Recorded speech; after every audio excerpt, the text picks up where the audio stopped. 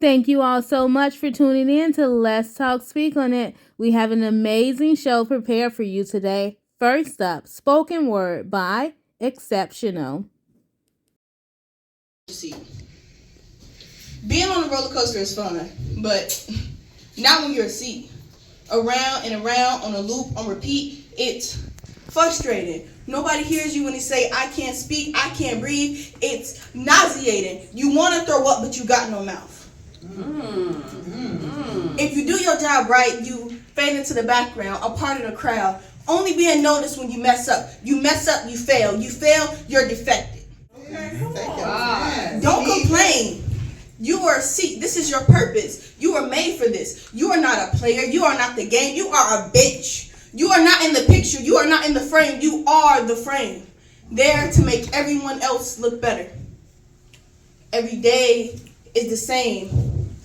Watching everyone have their own experiences, but you never get to make your own. The fall hurts, but you can't crack. Because if you crack, you're broken. And if you're broken like an old rag that can no longer clean shiny new trophies, you are thrown out.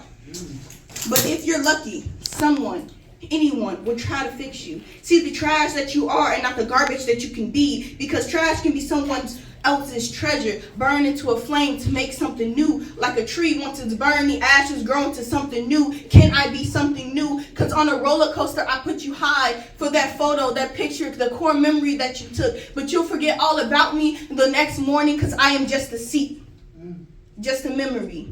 There to be something that you barely remember unless you were supposed to remember me, which you are not. Because please, being on a roller coaster is fun, but you never truly remember your seat. Today, we'll be discussing the film Breeding Grounds, written by Miss Kim. Before we bring her out, we're going to have a performance by Ifani. Welcome, Ifani, everyone. We all love and lost and been lost in love. You feel me? Some of us don't know when we got to this gone. You feel me? And some of us just never know how to appreciate something from the beginning. How was I know you'd be good for me? How was I know you'd be good to me? Should but I couldn't be. Guess I was blind and I couldn't see. How was I know you'd be good for me? How was I know you'd be good to me? Could should but I couldn't be. Guess I was blind and I couldn't see that you're sick of me. Could it be you're sick of me? Oh girl, you're sick of me. Don't tell me that you're sick of me. Don't tell me that you're sick of me.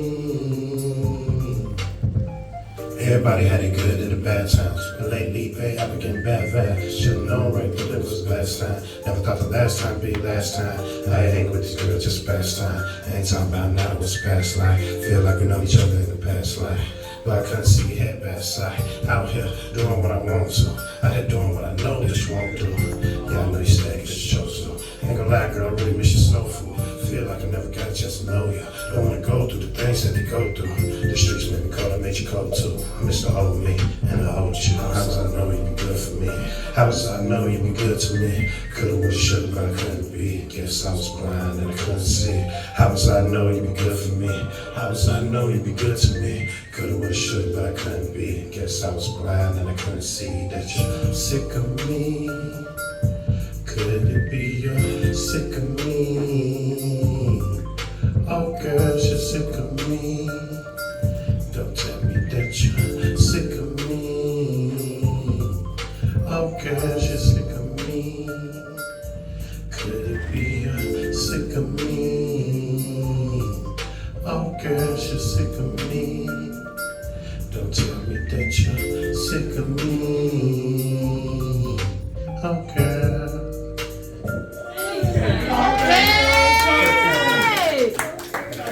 Please help us welcome back Miss Kim. Thank you, Miss Kim, for joining us here. Thank you. So we are at the Black Vegan Restaurant located on 2300 South Kizzy. We just finished watching your amazing short film, Breeding Grounds. How do you feel about the completion of this film? You know what, it's great, it was a labor of love, and it brought me into a family of super talented creatives that I probably would not have met had it not been for Sparkle and the Black Vegan bringing us all together. And I'm just so excited that I was able to get it done with everyone's help. Can you tell us a little bit more about the background of the film for the people who didn't see the last episode? Okay, the film Breeding Ground is about a woman that makes a decision to leave a domestic violence situation because she sees that it's affecting her children. And I got the idea from some friends of mine who actually work with kids, and they were saying that they were seeing a lot of violent behavior in children, and that's where the term breeding ground comes from, that they are in turmoil at home a lot of times, and their homes are becoming breeding grounds for violence. So they perpetuate that when they go forward in school and, you know, deal with their peers. Now, after people watch this film, what are some of the takeaways that you want people to understand with this film?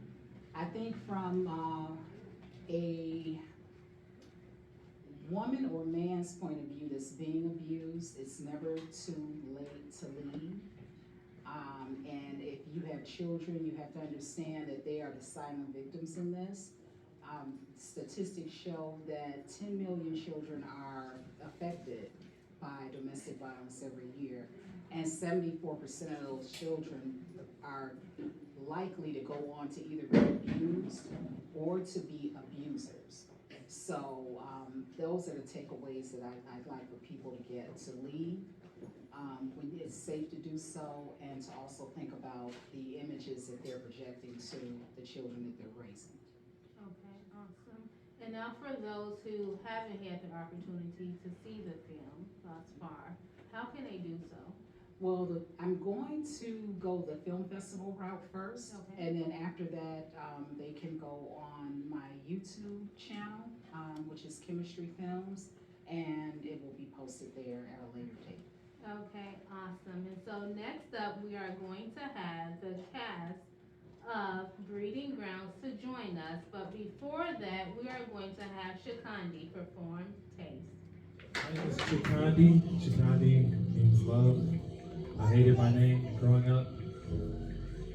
Walked into my parents' room and said, "Why'd you name me Chris or Steve or Bill or something?" So in high school, I coined myself the moniker Shakandi Man. I owned it. Shakandi means love. And that's who I am.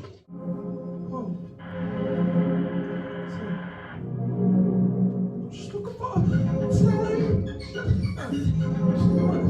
Just looking for time.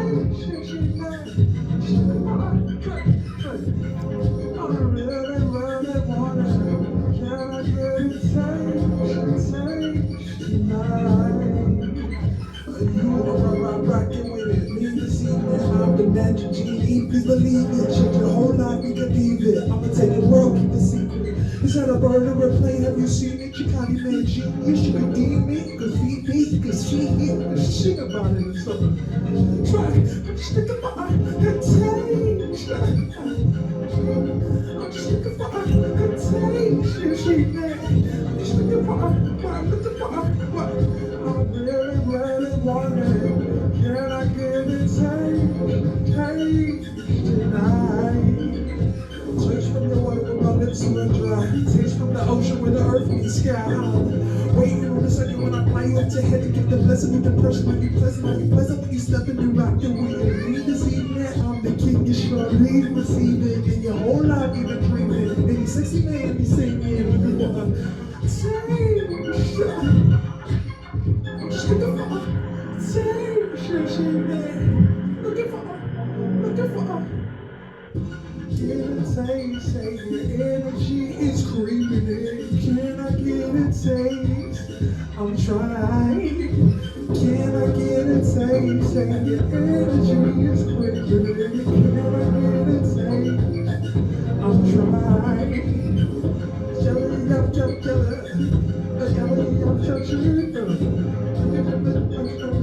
Taste all night, baby. I need it.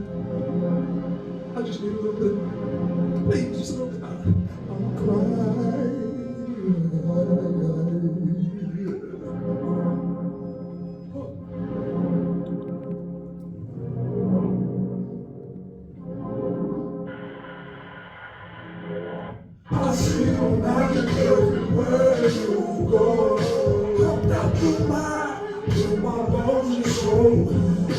Can I get a taste? Can I get a raindrop from heaven? I see your magic everywhere you go. You're my wonder soul. Can I get a taste? Can I get a raindrop from heaven?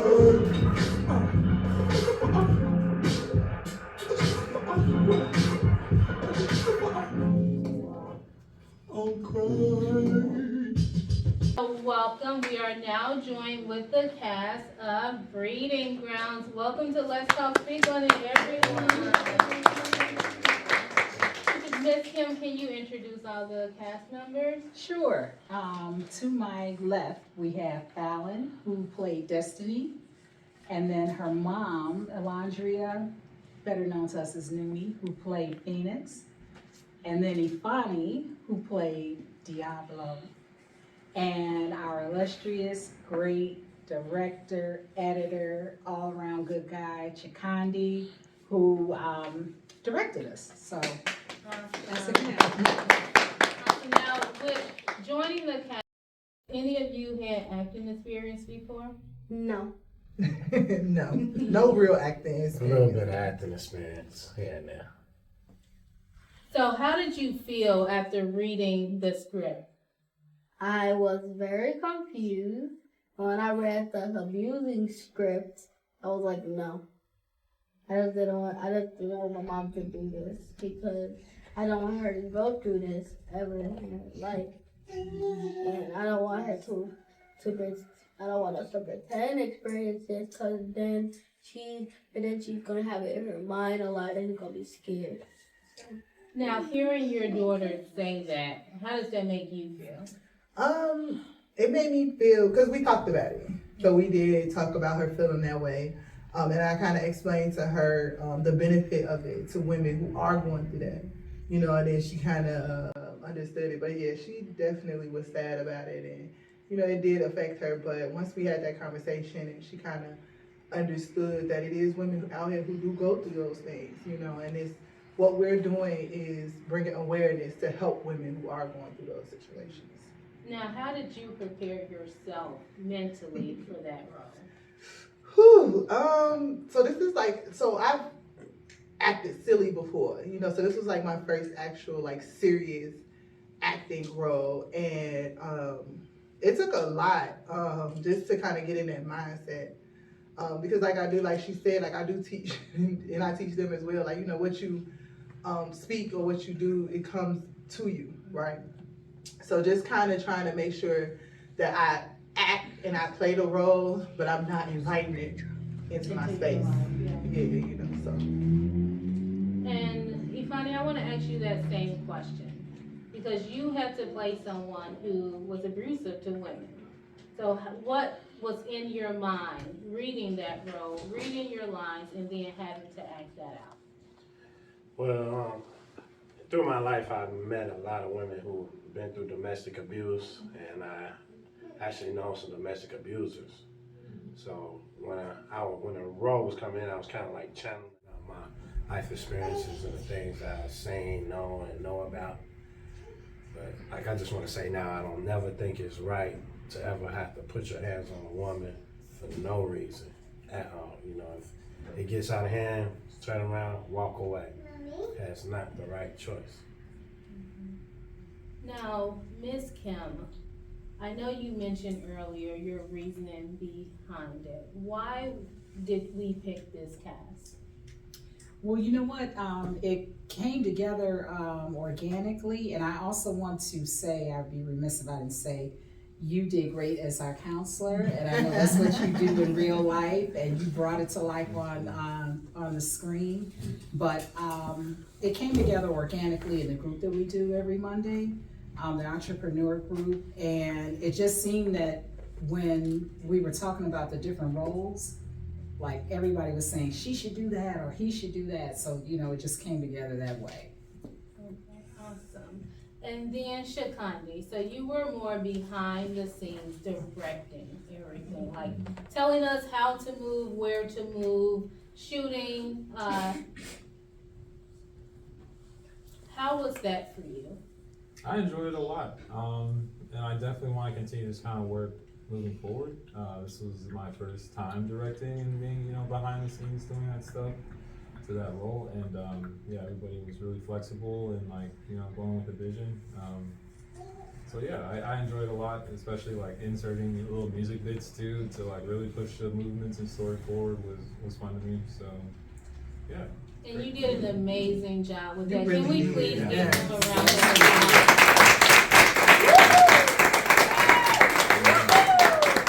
He put that together so well. And so we're talking about domestic violence.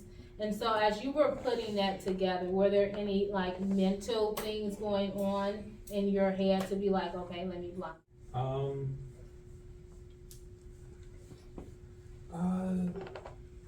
Just to keep the tone and mood of it, so that when other people experience that story, that they were drawn into that environment. I was trying to keep that as ominous and dark and serious as possible. And even the music movement, it kind of starts dark and it lightens up as we see hope coming, and that was something I also was trying to be intentional about through creating that environment and that story. Yes, and you did an amazing job creating Yes, it you also. did. And so I know that there was one point in the movie where, as we were filming, we took a break.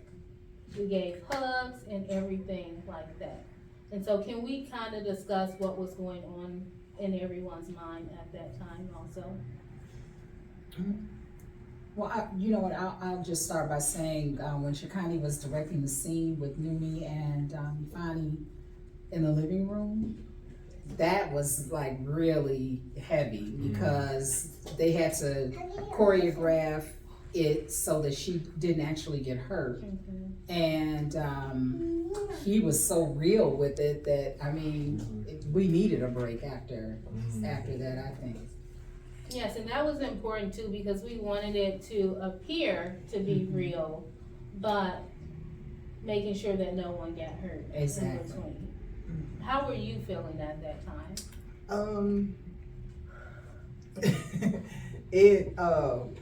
Just trying to make sure I play the role as truthfully and as honestly as possible. Inside during that moment, I did feel a victim.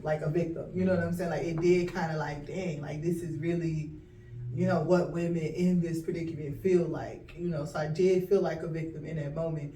So it did, when I came out of it, it was it was important for me to not hold on to that victimization, right? It was important for me to let that go in that moment because it was acting and it was me portraying a role. So I wanted to make sure I didn't take that with me. So yeah, it was heavy. That moment was very heavy. Now, Ifani, sorry. If we can go back to that moment when we took that break, how were you feeling at that time? Yeah, I was really up in arms, cause I was really channeling the character, and it was just I was filled with a lot of anger and pain and resentment, just I was feeling all the feelings that Diablo was feeling, cause a lot of the script I had lived, cause I was just trying to figure out what's going on in his mind, why would he even do something like this? So the hoods was definitely that's when Nuni told me that day, she the average person needs 13 hoods a day. And I'm I could see that because, I know certain things about when people hug and it release endorphins and things of that nature, but when you channeling a role and you becoming this person and bringing uninvited energy into you, but you want to portray the authenticity just so people, because I hope on this end that it's for the guys to really look. I hope the part where I was man, I really lost something, really resonates, because I remember when they used to do on Morgan or something, they were your wife dead, you know what I'm saying? Then they used to be oh, so I really hope it hits home to all the women, to all the men who have a hard time controlling their reactions to how they feel. And I hope that those people could get counseling or whatever they takes the need for them to be able to express themselves in a different type of way, to get how they feel off their chest. And because communication, articulation is the main thing in our community and relationships that we need in order to evolve and grow. Yeah, amazing, great analogy right there. And that's very important, especially, a lot of people may end up watching a film. I know sometimes when I watch movies and I see a male actor acting a certain way, sometimes it gets carried until the next thing that they're doing the next thing. So even when they are acting. And so how do you feel about people watching you engage in that? I just want the people to know that it was just a character, and even though, like, you know, and I'll be truthfully honest to say it was a part of myself in there, because I know sometimes, like, there's no relationship perfect. I get upset sometimes, and I say things that I don't mean, and things of that nature. So, you know, I just really feel like, that in order to move forward, we need to find that common ground. You know, to really understand, because a lot of people be like, man, this is my problem, this is my issue. And then they'll be like, you said this and you said that. Yeah. Rephrase your whole, what you got to say to each other. You know, it's like communication it's more than just like listening to the words, it's how you understand it and comprehend it, what the person is saying to you. That's amazing. And so I also want to go through and kind of get a breakdown on other things that you all have been doing. And so I know this was a serious one for you, but you all also act on another show too. Can you tell us a little about that? So we start on the Black Vegan. So is it like, what is it called? A spoof? Not a spoof. It's called Like a parody. Satire. A funny A short. satire parody of the restaurant, the Black Vegan in Chicago. And yeah, we just kind of get a chance to have fun and act silly, and it's a really great show. And it's Sparkles, baby. Yeah, it's Sparkles, but she's amazing. And if you ever in Chicago, definitely go to the Black Vegan. But it's just it's super fun, it's super amazing, and we have a good time doing that. Yeah, like a whole bunch of bloopers. A lot of bloopers. Yeah. I was in one of the episodes, and I actually thought that Gandhi didn't drink no water, so I found out that he was vegan. And so, Shakandi, you were the star of that last episode. Can you tell us a little bit about that one? Just to be technically correct, it's called a mockumentary. Is the genre where, like, it's a documentary, but it's fake into mockumentary. I've never heard of that before. Yeah. A mockumentary? A mockumentary, like The Office. That's cool. where Yeah, they, like, yeah. interview people. That's cool. I never knew that's what that was called. But how that started? I was at Sparkle and Cantal's, and he offered me a water, and he didn't see me touch the water. Meanwhile, I was like making beat or something. He's like, "Sparkle, did you gotta drink water?" I'm like, later, they started like joking about me not drinking water. I was on my water game heavy. I was getting down with it at the time. So we ran with it, and it was good. It was good comedy. So yeah. Awesome. It was really funny. Can we also share some of the next things that you all have planned? We'll start with you, Ms. Kim. Well, I'm gonna try to get the Reading Ground on to Film Freeway Okay. to enter it into some film competitions, and then work on the next project, which is an action comedy set here in Chicago. Oh, I was not doing. Yes, you can. Yay! Yahoo! Okay, and what about you? So, what I have planned is that I hope that that we do good in our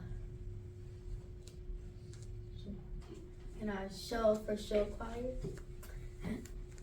If Baba Eugene is watching this, thank you for teaching us. You are a good teacher.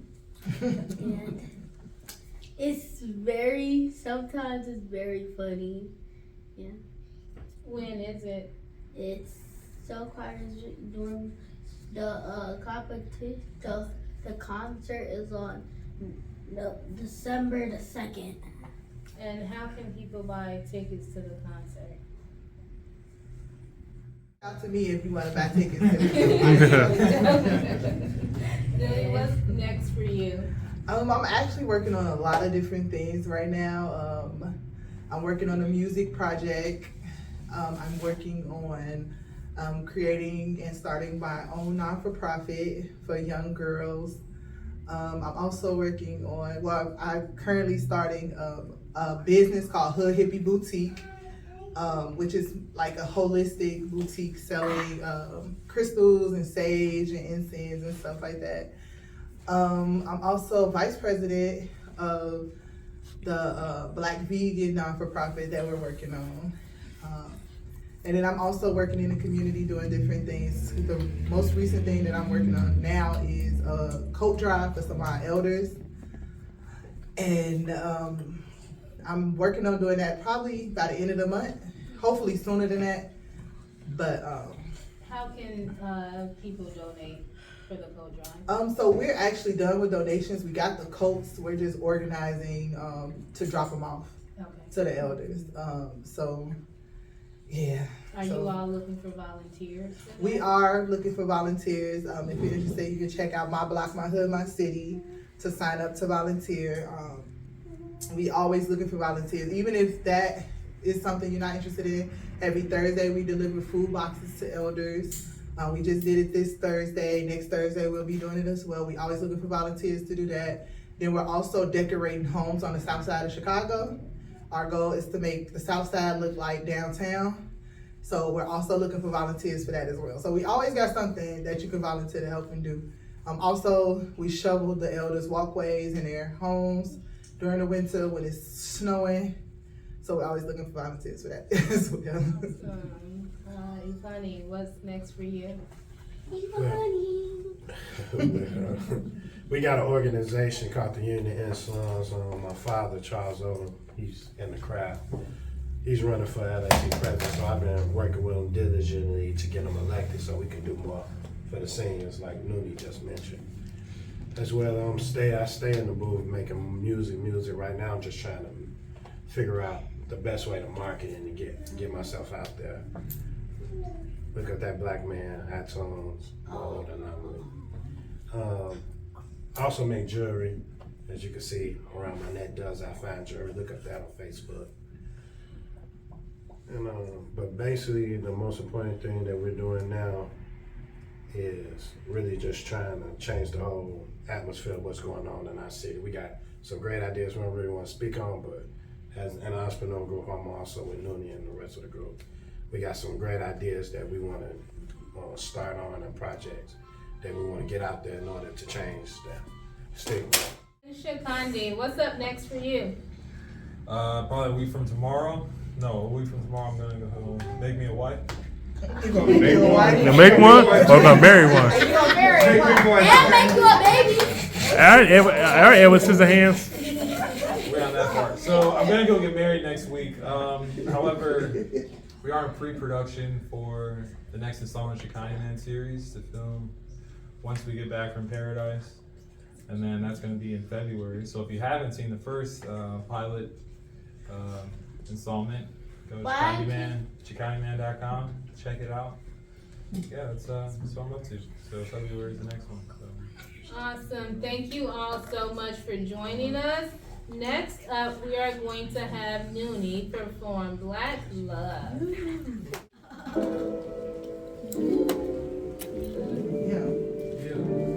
Yeah. I go by the name of Nooney the Gypsy, and the name of this song is called Black Love. Yeah.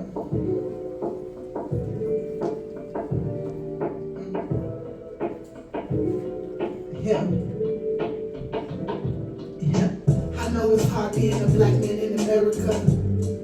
Everywhere you go, they stare at you. I need you to understand. You a king, you a man. They always trying to put you down. I just want you around. Might as well give you the crown. They locked you up in chains, even stripped away your name. When it took over your land, you stood strong like only you can. And baby, I'm your biggest fan. There's nothing better, baby, you the best. And when you get tired, lay on my chest. The world is yours, king, I got your back. The world is yours, king, I got your back.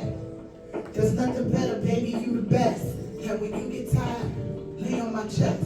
The world is yours, king, I got your back. So when it gets hard, just remember that. I see you working hard, baby, I appreciate you.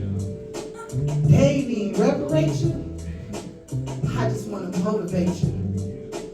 I'll forever celebrate you. In the place where they assume you're fake, try to fill you up with hate. Baby, you still great. And that's why they mad. You ain't need what they had. That's why you beg.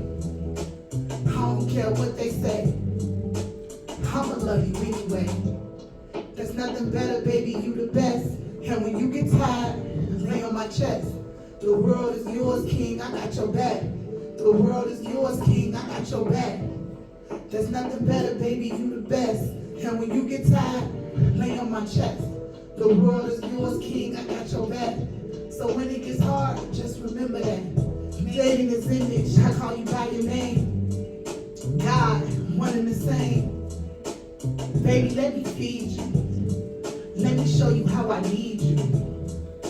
Your skin is beautiful. They ain't trying to hear me though. But I'ma let the world know. Police still trying to shoot you, but you're bulletproof. Always on my mind. Baby, I love your grind. That smile get me every time. There's nothing better, baby, you the best. And when you get tired, lay on my chest. The world is yours, king, I got your back. The world is yours, king, I got your back. There's nothing better, baby, you the best. And when you get tired, lay on my chest. The world is yours, king, I got your back. So when it gets hard, just remember that. Yeah, baby, I love you. You know, like, you know my motivation. You know, you push me to be the woman that I am. When I need to be greater. You know, I just want to let you know that I appreciate you for that. You know, I appreciate you for everything you do. I appreciate you for everything you are. You know, your skin is beautiful. You're just you. And I love that. You know? Thank you all for tuning in and joining Let's Talk Speak on It. We look forward to seeing you for our last and final episode of the season next week.